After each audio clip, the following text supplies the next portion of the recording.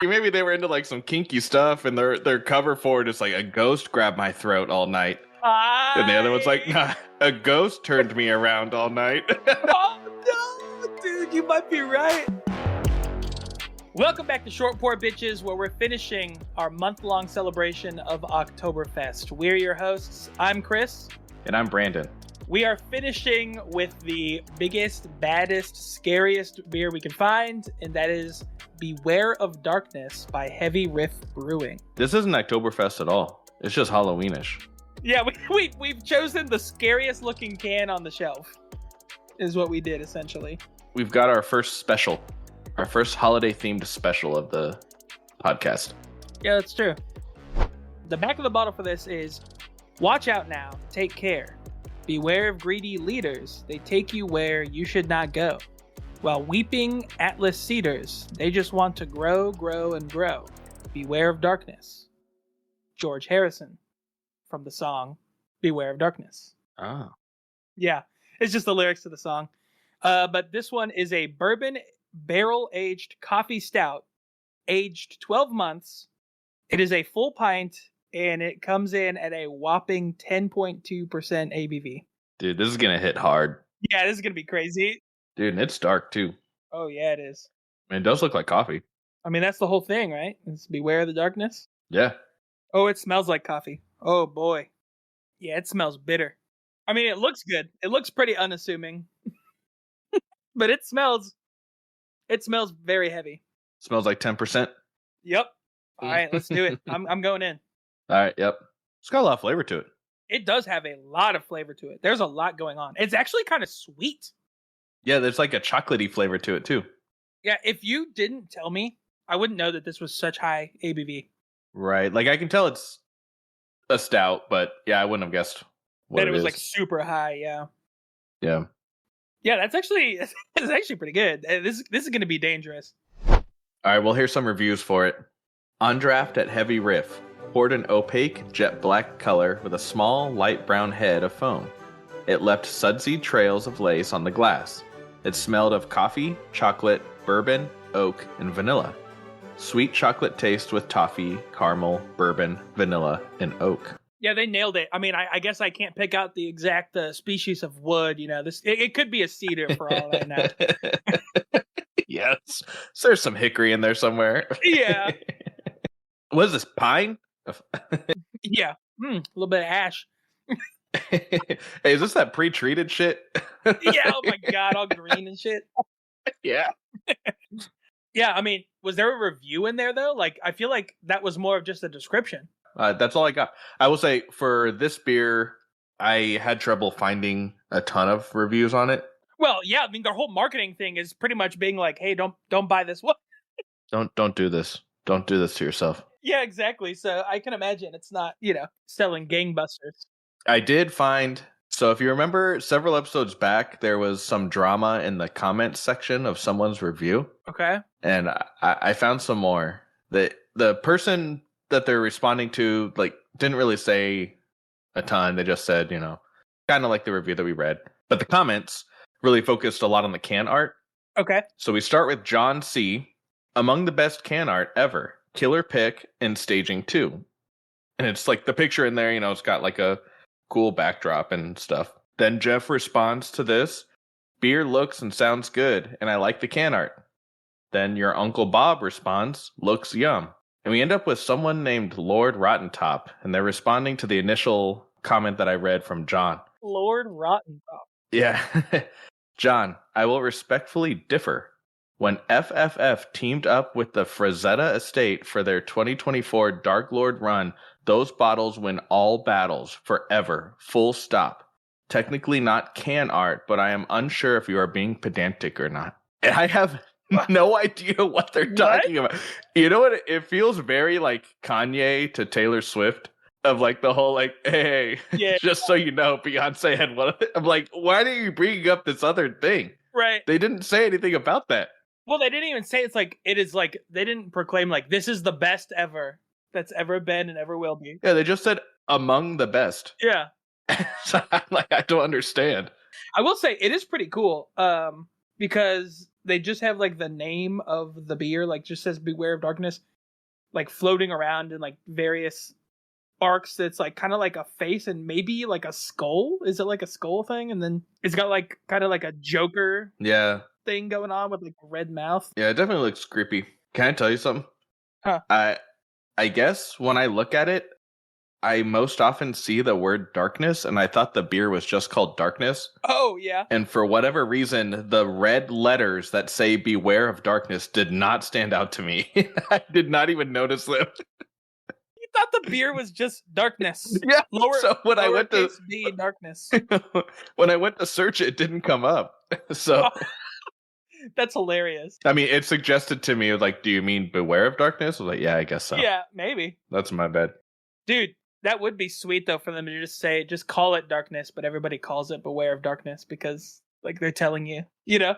Yeah, it's a warning. All right, well, let's go ahead and take a quick break here, and we will be back with our special Halloween-themed topic.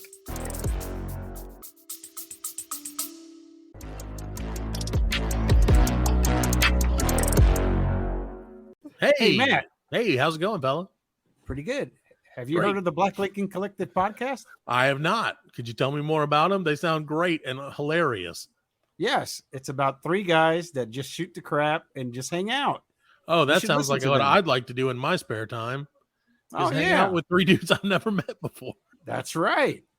And they make noises all the time. Where can I hear these geniuses of men with huge penises?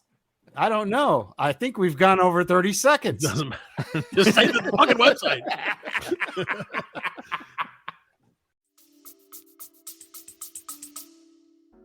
So before we get into the actual topic, I want to tell you a ghost story. Oh, boy. Of the Hammersmith Ghost Murder. In the fall of 1803, residents of the Hammersmith area of London had begun seeing a ghost in their area. They believed the ghost to be of a man who had died by suicide the previous fall. At the time, I guess people believed suicide victims shouldn't be buried in like a regular graveyard because their spirit would return to haunt people because they couldn't truly be at rest. Oh. And apparently, despite that, this man was buried in their local graveyard. Okay.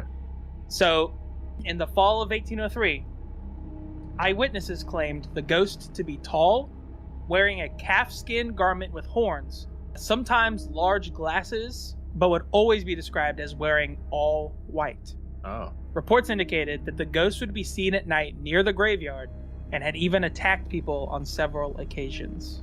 All right. When was this again? 1803. 1803. Ooh, boy, that's old. Yeah. I mean, it's old enough to where, like, I feel like that's a good year for, like, creepy shit because it's old. It's soon enough for us to kind of, like, imagine what it would be like then. It's not so far removed to be like, you know, oh my God, I couldn't even imagine. You know what I mean? Yeah. But it's far enough away to where, like, facts get pretty muddled. You know what I mean? Like, I don't know, man. Weird shit could have been happening.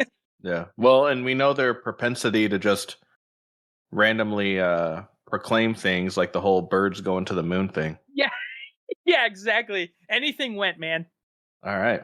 So, one story involving the ghost was of two male friends walking through the graveyard at night, and they said something emerged from behind a tombstone and grabbed one of the men by the throat and held the other one turned around so he could not see the figure. Ah. He did both at the same time? I guess so, man. Yeah, that was what the report was in like their local newspaper. Wait, that was the whole report? Yeah, that was the gist of the story. Oh, well, what do you think they were doing in there? Yeah, I don't know. Because, like, man. You know, like, maybe they were into, like, some kinky stuff, and their cover for it is, like, a ghost grabbed my throat all night. And the other one's like, nah, a ghost turned me around all night. Oh, no, dude, you might be right. Oh, my God, dude, yeah.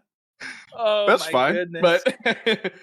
That's so funny, though. Yeah, that might have been a cover story for them. Yeah. Okay, so the next first-hand account doesn't end so jolly. Okay. So the next story was of two women who were walking near the graveyard. Or they were walking by the graveyard. One was an elderly woman, and the other one was younger, who was pregnant at the time. Okay. And they claimed that while they walked by the graveyard, each woman was grabbed, like, individually. Okay. They panicked and they started to run away, and apparently they were able to struggle enough to run to safety, and they got away. However, both were so shooken up about the situation that both of them died the same day, 2 days later. Oh, Jesus. Yeah. Like they died from fear? Yeah, I guess so. It said, yeah, both of them. It said that after the experience, they were so shooken up, both of them died 2 days after that. Wait, hold on. I guess we should like make this clear. I'm pretty sure I know your answer, but do you believe in ghosts? No, I don't. Okay, I don't either. I have not seen anything. So that's why, like, every time we go through a story, I'm gonna like immediately like try to rationalize, like, okay, well, like did they like go out to eat together and like eat, you know, bad food that day or something? And Bad corn. yeah. Well, I guess it was in England. Wait, What did they have? No, they would have been exporting and importing with America at that point. Yeah, that's true. Or maybe not. We were probably on terrible terms, actually. Yeah, we probably were. We probably cut the corn. Yeah, we were probably the ones that were poisoning it. Yeah, I mean, I ate that American corn and got sick. On December 29th, a night watchman saw the ghost and chased after it. While he was giving chase, he reported that it threw off its white shroud and then vanished. Shortly after this, groups of people started to form hunting parties to go hunt the ghost. Whoa. Which leads to the night of January 3rd, 1804. Excise officer Francis Smith went looking for the ghost armed with a shotgun and the power of God. Jesus. He found the ghost just after 11 p.m. near the graveyard. Okay. Do you have any theories of what was going on or what happens when he finds this ghost at near 11 p.m. by the graveyard? Was it someone like robbing a grave? No. Well, I looked up Hammersmith Ghost Murder case. Oh, okay. And there's a picture on Wikipedia. Did you see that? No. What is it? He looks absolutely fabulous. And so I'm having trouble picturing people getting upset or scared. Oh. And it's like, it looks like a fabulous priest. You know what I mean? Yes, it does. It does, actually. That is hilarious. So I'm having trouble picturing people being like intimidated by him. Yeah. Okay, so I mean, that's kind of in the realm of the answer. So we have excise officer Francis Smith armed with a shotgun at 11 p.m. near the graveyard. At the time he finds the ghost, reports said that there was some shouting, and he apparently, told the ghost, like, hey, like, get out of here, I'm gonna shoot you. Yeah. The ghost yelled something back, and he shot. Oh. But he comes to find that the ghost that he shot was actually Thomas Millwood, a local bricklayer whose uniforms at the time were all white.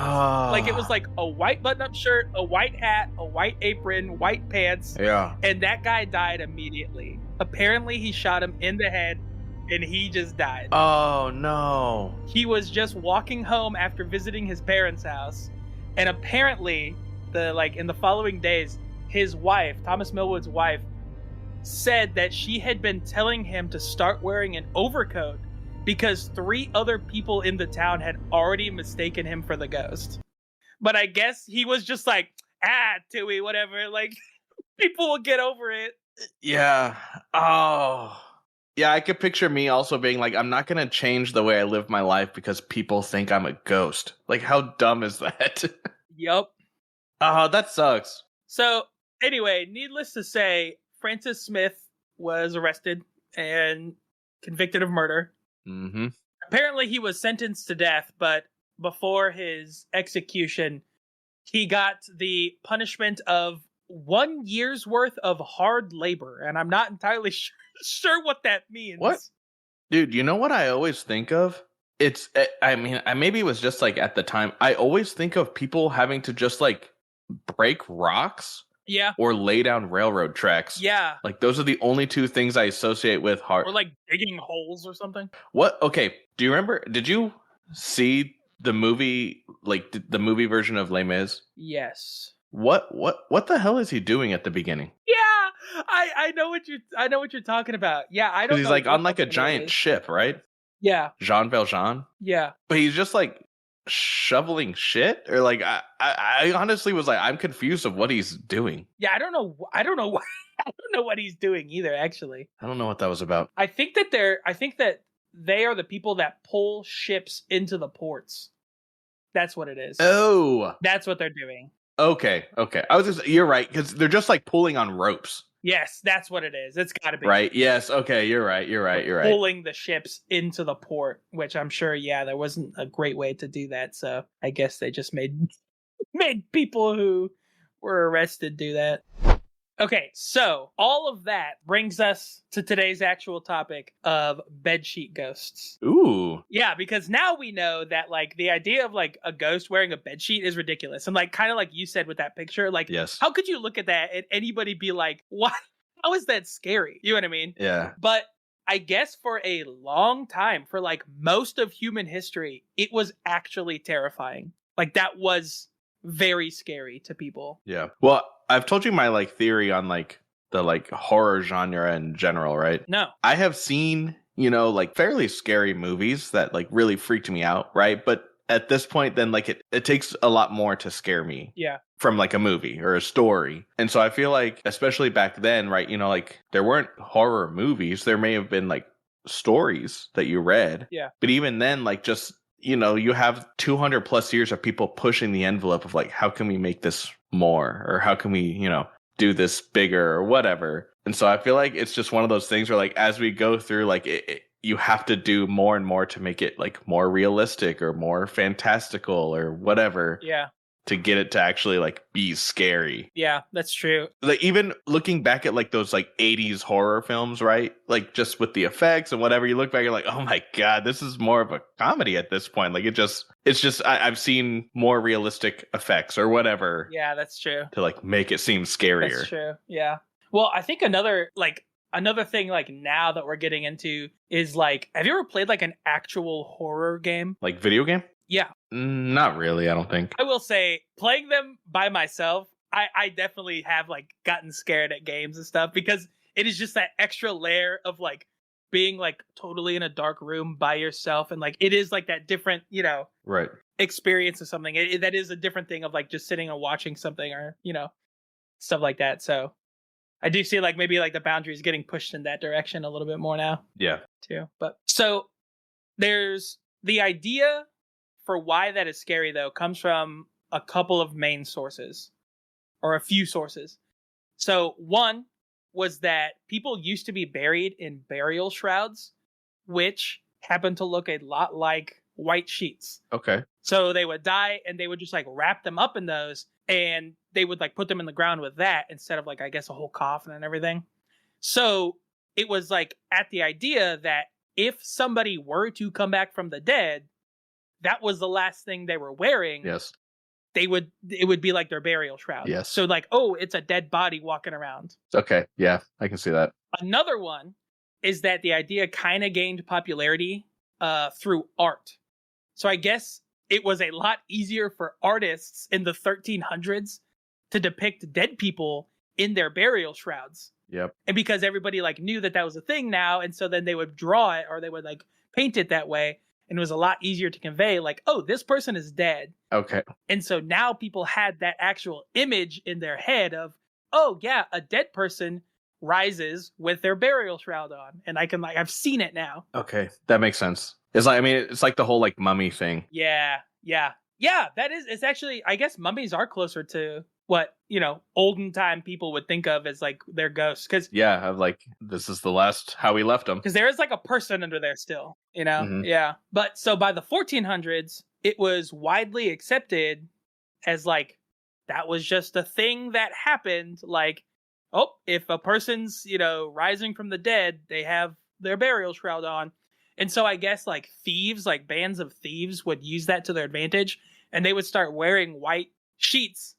And they would, like, terrify people out on the road. And they would, like, leave their stuff because they were running away. And then they would just, like, rob them. Oh, okay.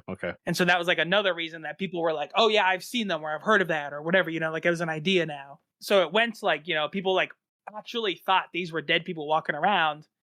And then it was like, obviously it was already in paintings, and then it started to be used in books and then movies. And like all of those earlier instances of that were apparently like really actually terrifying to people. Yeah. Well, yeah, that makes sense. Because they have a frame of reference for it. Yeah. Beyond like ours is just like someone just put a sheet over their head. Yeah. And actually, like today, even most instances of when you see a ghost depicted that way, it's usually kind of like cutesy or like almost like a little kid. Like it's more like spooky, right, rather than like actually scary now. Yeah, or someone just like being silly.